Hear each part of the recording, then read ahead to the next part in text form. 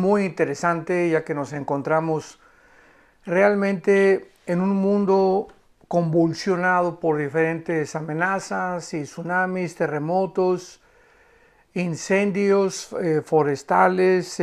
Bueno, es impresionante cómo el mundo está siendo sacudido, pero pienso que la verdadera amenaza actualmente que podamos tener nosotros, no como cristianos, porque nosotros tenemos un futuro glorioso y tenemos que estar enfocándonos más en las cosas del cielo que en las cosas de la tierra. Pero es importante que podamos ubicarnos, este es el propósito de estas conferencias y de estos estudios, en lo que está sucediendo a nuestro alrededor. Y le quiero llamar a esta serie el futuro holocausto nuclear. El futuro holocausto nuclear.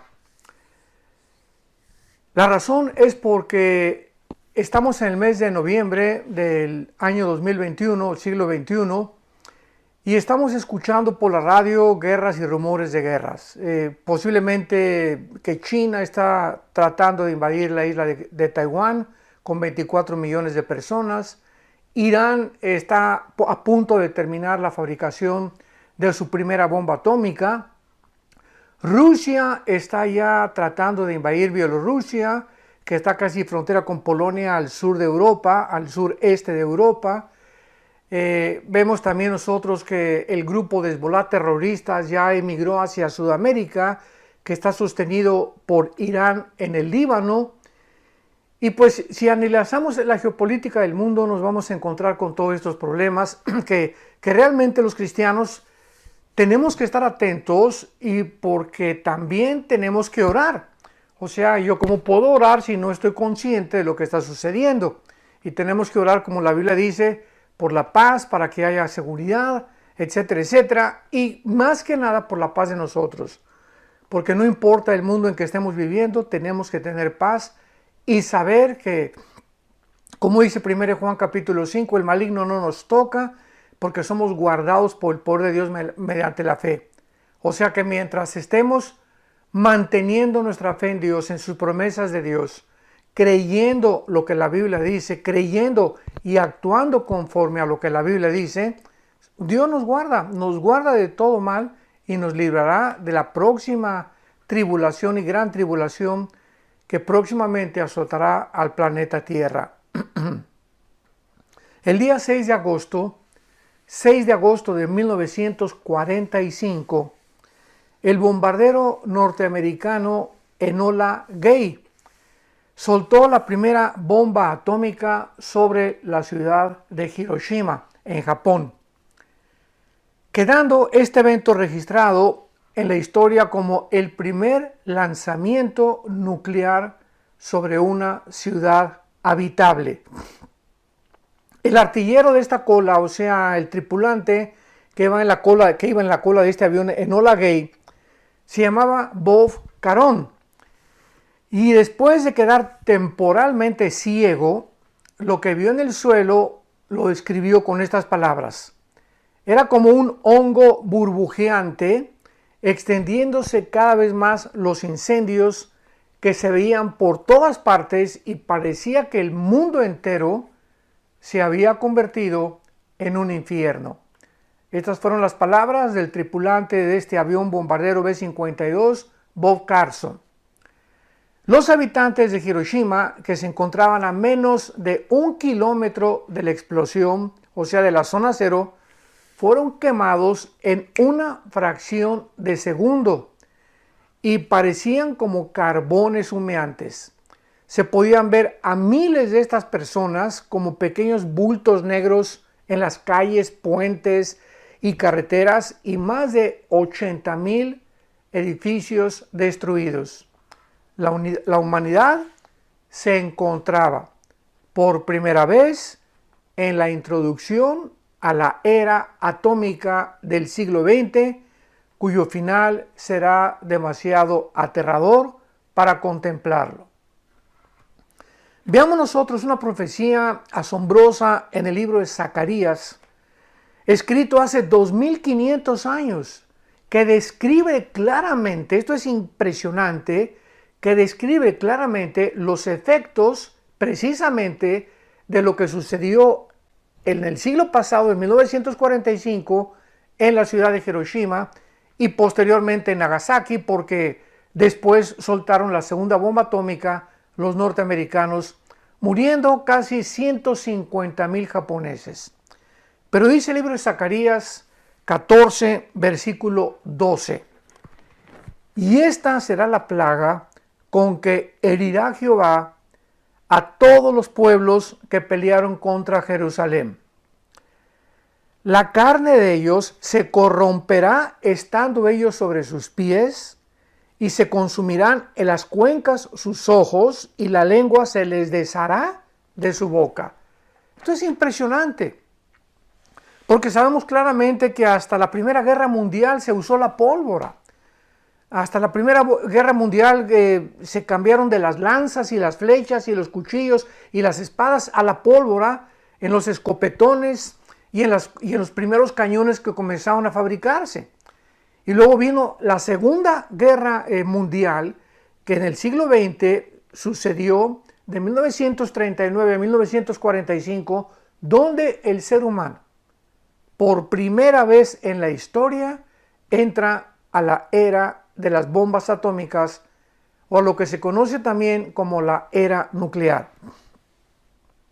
Desde el inicio de esta bomba atómica, las armas nucleares y el término Armagedón se han relacionado con frecuencia, y desde entonces han salido pues cantidad de películas, publicaciones, reportes, artículos acerca de una posible tercera guerra mundial. Y como yo pienso con todo mi corazón que nos encontramos en la orilla ya de una era nuclear, en la que la Biblia profetizó que así el ser humano iba a autodestruirse, y que si no fuera por la intervención milagrosa de Dios, cuando el Señor Jesucristo regrese por segunda vez y el mundo esté a punto de autodestruirse y de la extinción de la raza humana, no quedaría un solo ser humano en el planeta Tierra. Así que podemos adelantarnos a decir que no existe tal cosa como el fin del mundo.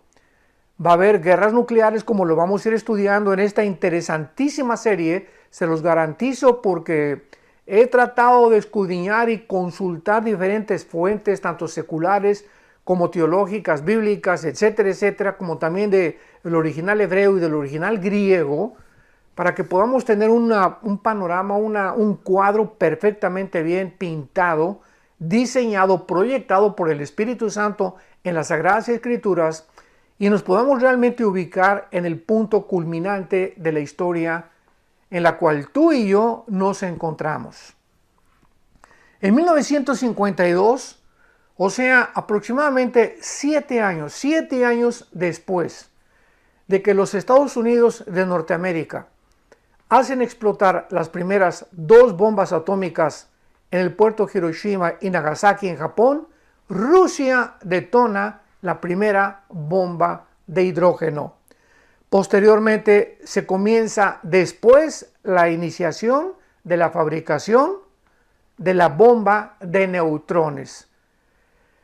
Quiero explicar claramente qué es una bomba de neutrones para que nos demos cuenta hasta dónde la tecnología ha llegado actualmente. Las bombas tácticas de neutrones han sido fabricadas y diseñadas para matar soldados protegidos por armaduras. O sea, por ejemplo, una bomba nuclear, una bomba atómica, explotaría alrededor de un tanque de guerra, pero la armadura del tanque evitaría que la radiación nuclear pudiera entrar y matar a los soldados, a menos de que fuera algo que volara completamente el tanque y lo incendiara. Entonces vemos nosotros que los vehículos con estas armaduras, como los tanques de guerra, son resistentes hasta cierto grado también por explosiones y al calor producido por las bombas nucleares. Pero la armadura de acero, o sea, el blindaje que estos tanques tienen, no puede reducir la radiación de una bomba de neutrones, más que muy livianamente. La armadura de acero o el blindaje de estos tanques puede absorber la energía de los neutrones, reduciendo de esta manera su radiación a la cual la tripulación de los tanques están expuestos, pero hasta cierto grado, porque la armadura o el blindaje puede reaccionar peligrosamente hacia una radiación de neutrones. Esta bomba, en pocas palabras, puede deshabilitar a la tripulación de los tanques en minutos, y los que son expuestos a estas radiaciones dentro del tanque y pudieran salir del tanque mueren en menos de 3 días.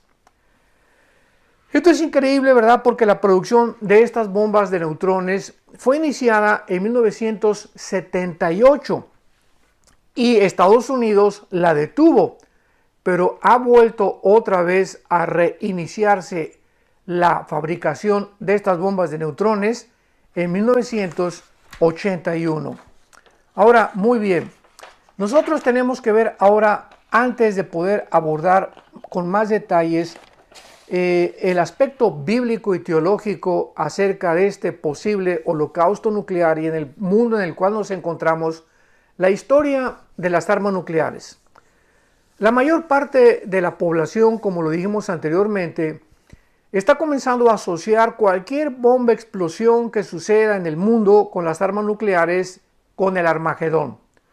Porque de todos los descubrimientos y de todas las invenciones de los seres humanos, solo las armas nucleares contienen la capacidad de acabar con toda la vida humana en pocas horas.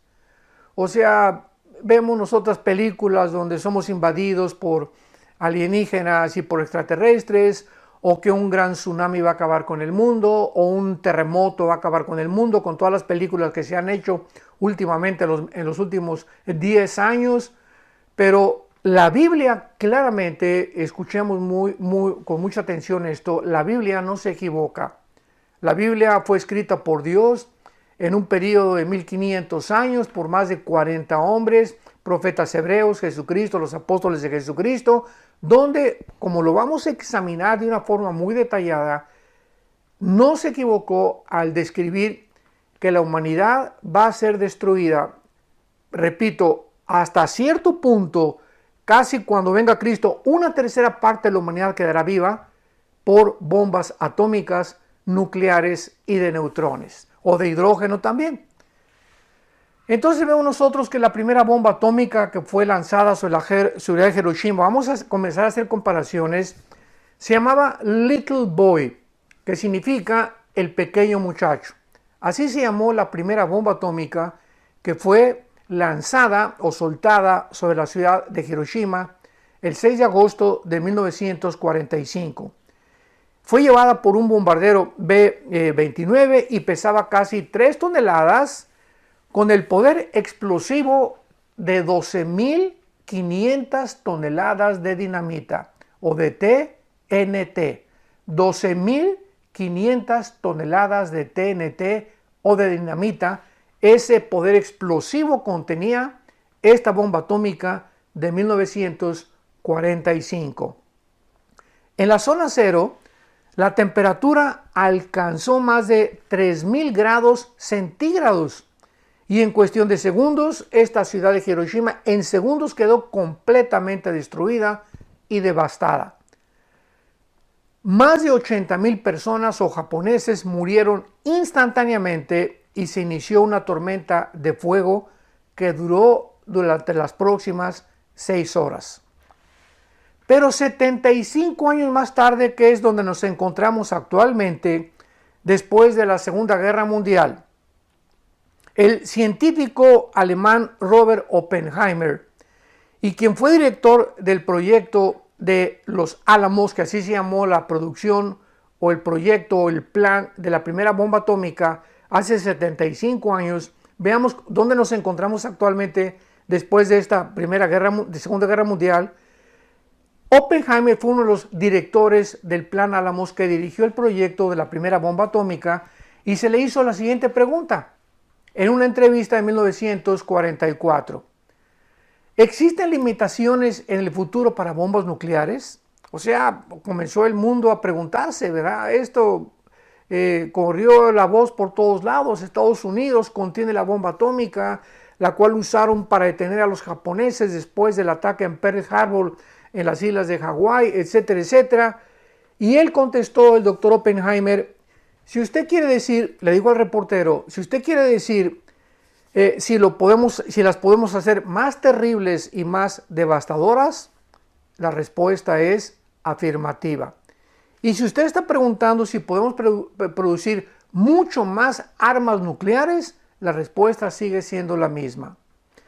Ahora que han transcurrido 75 años en el mundo en que nos encontramos actualmente, en el año 2021, podemos darnos cuenta las increíbles armas nucleares que han inventado y fabricado, principalmente ya no Estados Unidos, sino Rusia y la China comunista. Vamos a ir por orden para ir viendo la forma como las otras naciones han comenzado ya también la fabricación de estas armas nucleares. Rusia, por ejemplo, tiene actualmente el misil intercontinental que bautizó con el nombre de Zircon, con Z, Zircon. Este misil puede ser lanzado desde un submarino y alcanza 9 veces la velocidad del sonido.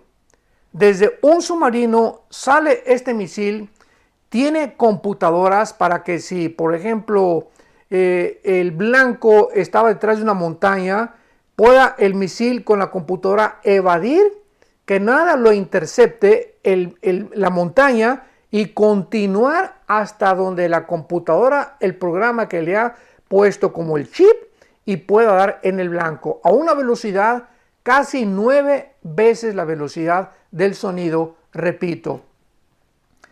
Y el alcance de este misil Zircon ruso puede alcanzar cualquier blanco de cualquier ciudad del mundo entero. Como lo sabemos, porque los primeros experimentos que Putin hizo, el presidente de Rusia, con este misil, le dio la vuelta al mundo el misil. En otras palabras, tiene un alcance global y en cualquier punto que ellos quieran hacerlo detonar, ya sea en Estados Unidos o Sudamérica o Inglaterra o Australia, etcétera, etcétera, lo pueden hacer. Considerando el poder destructivo y la devastación que causó la primera bomba atómica en Japón, es lógico que podamos imaginarnos la increíble destrucción y los millones de muertos que causarán las bombas modernas. Veamos en primer lugar un pasaje en el libro del Apocalipsis escrito hace 2000 años por el apóstol Juan. En el cuarto sello, capítulo 6 de Apocalipsis, versículo 8, lo que dice en el cuarto jinete del Apocalipsis. Apocalipsis 6, versículo 8. Miré un caballo amarillo que lo montaba y tenía por nombre Muerte, y el infierno le seguía, o el Hades. Y le fue dado el poder o la potestad sobre la cuarta parte de la tierra. Le fue dada la potestad o el poder sobre la cuarta parte de la tierra para matar con espada, que nos habla inmediatamente. En aquellos tiempos no podían usar el término bombas nucleares o misiles, para matar con espada, con hambre y con muerte y con las fieras de la tierra.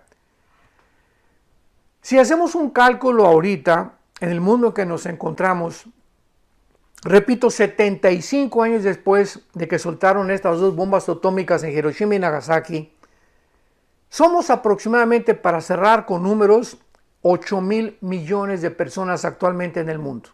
Somos 7.7, pero vamos a cerrarlo a 8,000 millones de personas.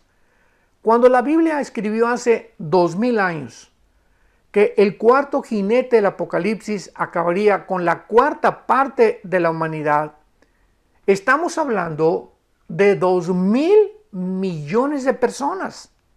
2,000 millones de personas que morirían al inicio de la guerra. Esto es asombroso. Y si podemos hacer otro cálculo, ¿cuánta gente sería 2,000 millones de personas? Para que tengamos una leve idea, desde la punta de Alaska hasta la punta de la Patagonia en Argentina, me refiero a todo el continente americano, no pasamos de 1.300 millones de personas, o sea, casi 1.000 millones. En otras palabras, la Biblia está mencionando que serían de una forma proporcional 2 continentes americanos los que se calcularían para que pudiéramos tener una idea de cuánta gente moriría. En otras palabras, todo el continente americano desaparecería por completo.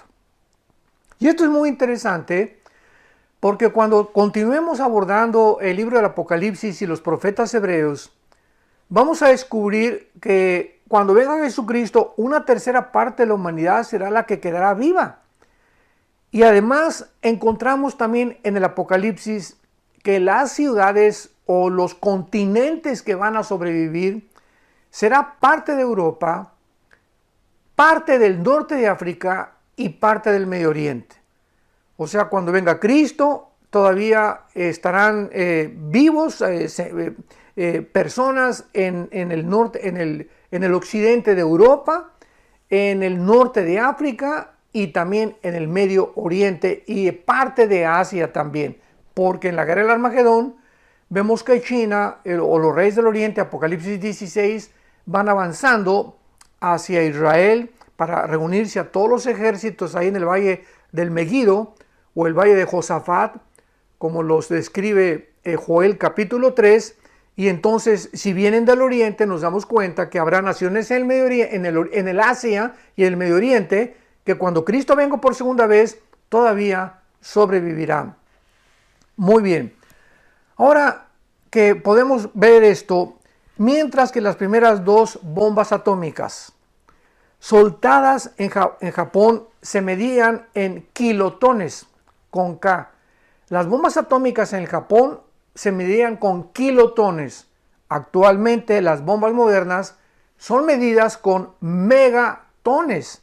En otras palabras, para que tengamos alguna idea del impresionante poder explosivo que tienen actualmente las bombas atómicas nucleares.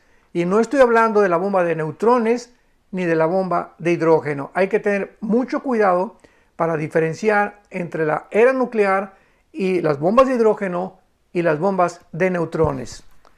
Una bomba de 1 megatón, como se miden actualmente el poder explosivo de las bombas, tiene el poder explosivo de 8 bombas de Hiroshima. Para que podamos darnos una ligera idea, una bomba actualmente de un megatón contiene 8 bombas de Hiroshima, o sea, casi 4,000 veces más poderosa que la soltada en Hiroshima y en Nagasaki. Vuelvo a repetir, una bomba de 1 megatón, nada más de 1 megatón, contiene el poder explosivo de 8 bombas de Hiroshima.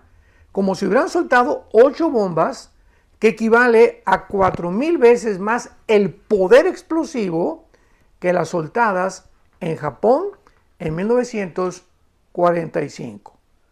Con todo esto, lo único que quiero es que comencemos a avanzar y abrir nuestros ojos para ubicarnos en el mundo amenazador y peligroso en el cual nos encontramos y para que entendamos claramente que, vuelvo a repetir, no hagamos caso de las películas, que vamos a ser invadidos por extraterrestres y que ellos van a acabar con el mundo y que un meteoro va a destruir el mundo, con un tsunami o que incendios o terremotos, sino que podamos creer claramente lo que la Biblia nos dice acerca del final de la humanidad en cuanto a la historia. Porque cuando venga Jesucristo, la humanidad continuaremos con la historia humana, pero bajo otras circunstancias, bajo otro mundo, que se llama el reino mesiánico o el reino milenial de Jesucristo. Ahora bien, la única cosa de la cual tendríamos que preocuparnos al darnos cuenta del poder explosivo que ya se encuentra en el mundo es de tener sobrevivientes heridos. Es de lo único que no tendríamos por qué preocuparnos. ¿Por qué? Porque no habría sobrevivientes. Cuando una bomba de este tipo explote, ¿verdad? No va a haber absolutamente ningún sobreviviente. Aun cuando en 1945 las bombas atómicas de Hiroshima y Nagasaki hicieron explosión, todavía un año, 2 años después, la gente continuaba muriendo. Morían de las radiaciones, de cáncer. Recordamos también la fuga nuclear que hubo en Rusia, en Chernóbil, donde casi 5 años después de la explosión que hubo de los reactores nucleares en la ciudad de Chernóbil, en Rusia, la gente, los rusos, continuaban muriendo de cáncer. Así que pues estamos en un mundo bastante peligroso y dándonos cuenta que tenemos que estar cada día más atentos. No estamos en un mundo donde es Disneylandia, ni Alicia en el País de las Maravillas, ni Pinocho es tu vecino, ni el ratón Mickey Mouse ni Mimit son tus vecinos. Estamos en un mundo controlado por el enemigo, en un mundo donde la naturaleza y el carácter del ser humano se va a deteriorar más y más y más y más, y en un mundo donde, al darnos cuenta que la Biblia nos advierte de toda esta situación, no es para infundirnos temor, no es para infundirnos miedo, es para que hagamos firme nuestra vocación y elección, para que nos aseguremos que vamos a escapar de todas estas cosas, como lo dice la Biblia, y tener realmente esa paz y esa seguridad, esa tranquilidad, esa esperanza más que nada, porque es una esperanza viva la que tenemos en la persona de Jesucristo, de saber que hay un final glorioso para nosotros como la familia de Dios, como el cuerpo de Cristo, como la iglesia de Jesucristo. Tenemos un final glorioso, donde va a haber recompensas y va a haber tronos donde muchos cristianos van a estar sentados como gobernantes en el otro mundo que viene con Jesucristo, y donde sepamos que todo esto va a desaparecer. Y esto también nos impele, ¿verdad? Nos motiva a darnos cuenta que el mundo no es nuestra casa. Jesucristo lo dijo en su oración sacerdotal en Juan capítulo 17. Ustedes no son del mundo, como yo no soy del mundo. Venimos de paso por este mundo. Somos peregrinos que estamos solamente atravesando este mundo, dirigiéndonos al otro mundo que es nuestra verdadera casa. Así que mientras estemos de paso por este mundo, concienticémonos de los peligros que están a nuestro alrededor, porque dice la Biblia en Proverbios, el avisado ve el mal y se esconde. Entonces, cuando nos damos cuenta de todas estas cosas y todas estas trampas que hay ahorita actualmente en el mundo, tratemos de evadirlas y estar conscientes de que solo la protección de Dios, únicamente la protección de Dios, como dice el Salmo 91, el que habita al abrigo del Altísimo morará bajo la sombra del Omnipotente. En el original hebreo dice, el que vive cerca de Dios, el que está cerca de Dios, el que está cerca de Dios a través de la Biblia, a través de la oración, que son los medios que Dios nos ha diseñado para que podamos vivir cerca de Él, vivirá protegido por Dios. Muy bien. Ahora veamos la visión del Apocalipsis que tuvo el apóstol Juan. Vemos nosotros claramente en esta visión del Apocalipsis que podríamos preguntarnos, ¿acaso fue realmente esto lo que el apóstol Juan vio cuando escribió el libro del Apocalipsis? O sea, tratemos de comprender que el Apocalipsis fue escrito hace 2000 años. Y cuando Juan estaba escribiendo y vi muertos por espada, por el hambre, etcétera, etcétera, cometas que cayeron, estrellas que cayeron, ¿estaba Juan viendo una guerra nuclear? Esa es la pregunta que tenemos que contestar. Hace 2000 años, el apóstol Juan sufrió el exilio por uno de los emperadores romanos y lo mandaron a la isla de Patmos, que es exactamente al este del mar Egeo o al este de lo que es actualmente Grecia. Y ahí en esta isla de Patmos sufrió el exilio, repito, y ahí recibió lo que se conoce como la visión de la persona ya glorificada de Jesucristo. Leamos en el capítulo 1 del Apocalipsis, versículo del 1 al 2, y más adelante cómo la Biblia describe la personalidad, el carácter y la persona de Jesucristo resucitado y glorificado. Dice Apocalipsis 1 y 2, así comienza esta revelación que Dios le dio a Juan hace 2000 años. La revelación de Jesucristo que Dios le dio para manifestar a sus siervos las cosas que deben suceder pronto. Es lo que estamos estudiando. Lo que va a suceder ya en un futuro próximo, que es una guerra nuclear. Las cosas que deben suceder pronto y que el Apocalipsis las describe en otros términos que vamos a comprender porque se escribieron con otros términos, ya que esos términos no se usan actualmente en el siglo XXI. Para revelar a sus siervos las cosas que deben suceder pronto, y la declaró enviándola por medio de su ángel a su siervo Juan, que ha dado testimonio de la palabra de Dios y del testimonio de Jesucristo y de todas las cosas que ha visto. Vemos que el Apocalipsis así comienza. Es una revelación. Por eso en inglés el Apocalipsis se escribe Revelation, the Revelation, porque es una revelación. Se tradujo en nuestro idioma Apocalipsis porque viene del griego apokalupto. Y la palabra Apocalipsis realmente viene originalmente, es una palabra griega que significa descorrer la cortina. Eso es lo que significa Apocalipsis. Entonces, cuando vemos la revelación de Jesucristo que Dios le dio, vemos nosotros que el libro del Apocalipsis es una cortina que Dios nos abre para asomarnos en el futuro a nosotros los cristianos.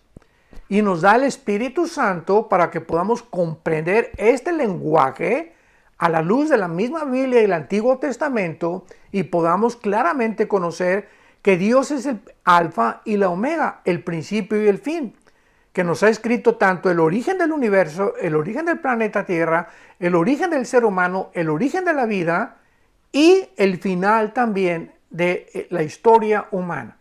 Para eso fue escrito el Apocalipsis, para que pudiéramos estar conscientes del paso que vamos a encontrar en nuestro viaje al final de nuestra vida. Entonces el Apocalipsis es, Dios nos corre la cortina, nos abre una ventana para asomarnos y podamos darnos cuenta hacia dónde el mundo se dirige. Actualmente, como las personas seculares o las personas que no tienen al Espíritu de Dios o a Cristo, no saben a dónde se dirige el mundo, viven llenas de estrés, llenas de afán, con pastillas tranquilizantes, ecuaniles, y pastillas, ¿verdad?, que les puedan químicamente mantener su sistema nervioso normal, aparentemente entre comillas normal. Viven ansiosas y el dinero, y qué vamos a comprar bitcoins, dónde puedo depositar esto, está cayendo el peso, está cayendo el dólar, hacia dónde van a llevarnos toda esta situación de la vacunación o de la pandemia. Y así se encuentra el mundo, porque no saben realmente hacia dónde se dirige y quieren protegerse a sí mismos con sus medios. Y la Biblia nos dice en Proverbios capítulo 3, no seas prudente en tu propia opinión. Fíate de Jehová de todo tu corazón.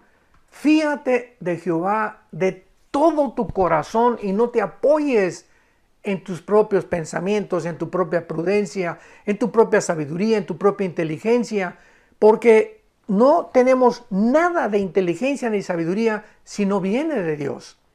La gente puede tener conocimiento, pero no tiene sabiduría, porque la sabiduría viene de Dios. Cuando hablamos de un hombre sabio, hablamos de un hombre que tiene muchos conocimientos, que habla muchos idiomas, que tiene un posgrados y tiene doctorados, etcétera, etcétera. Para nosotros eso es una persona sabia, pero la sabiduría, hablando ya en términos bíblicos, viene de Dios. Y la sabiduría es la capacidad que Dios nos da para saber usar la información.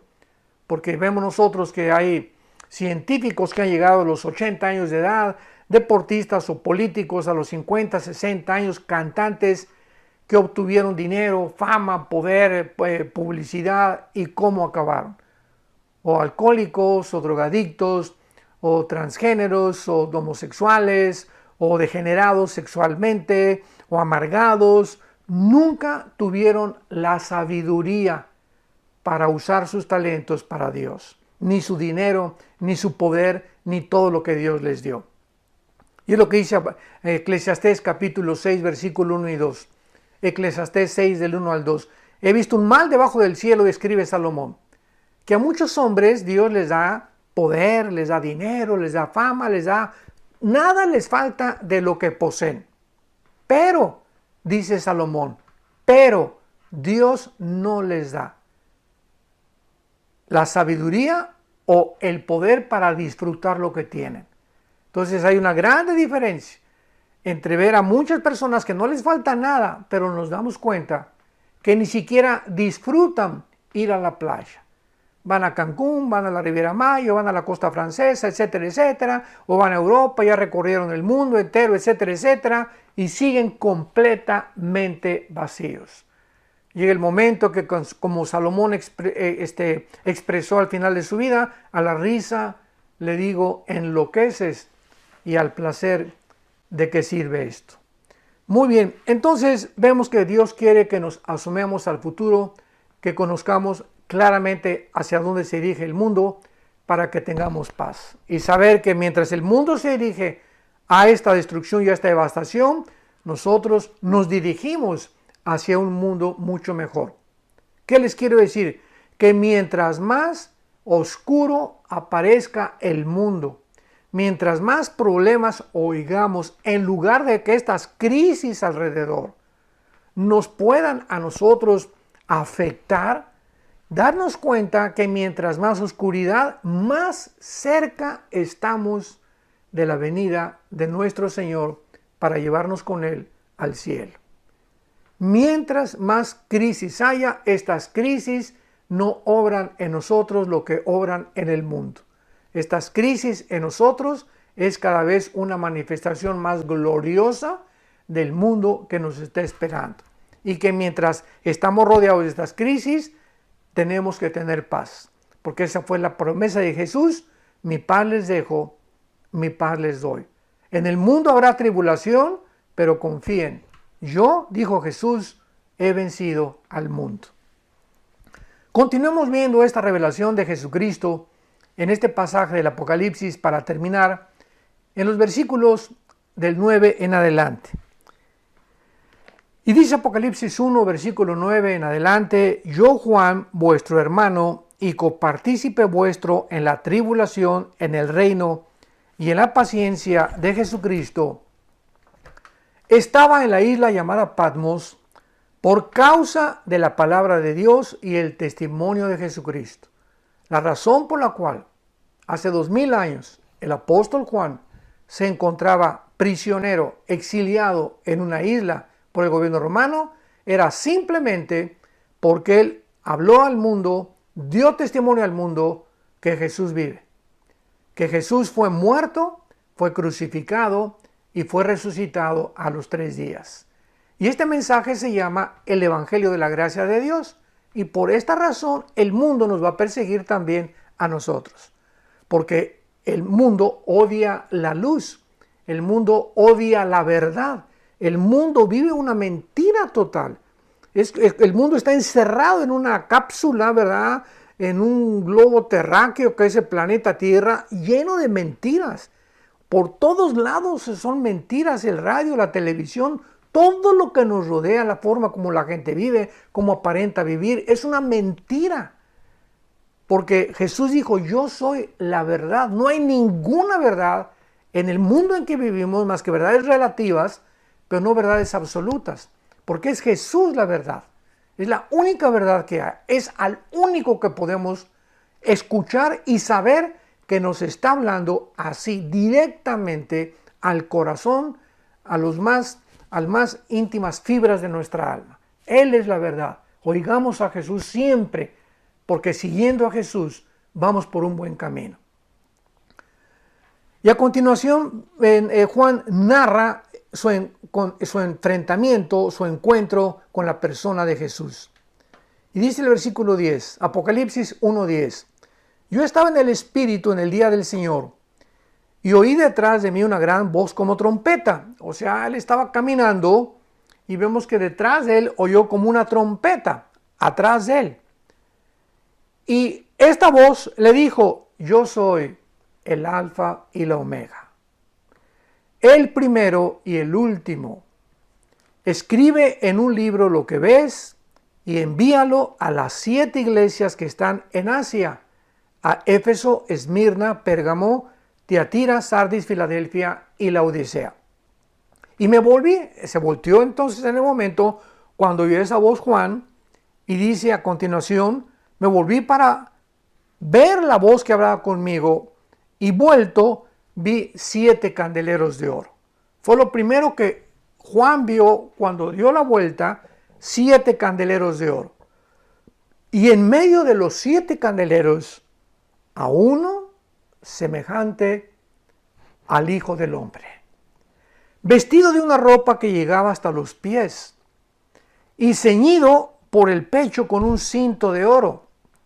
Su cabeza y sus cabellos eran blancos como blanca lana, como nieve, sus ojos como llama de fuego, sus pies semejante al bronce bruñido y refulgente como en un horno, su voz como estruendo de muchas aguas, y tenía en su diestra, o sea, en su mano derecha, 7 estrellas.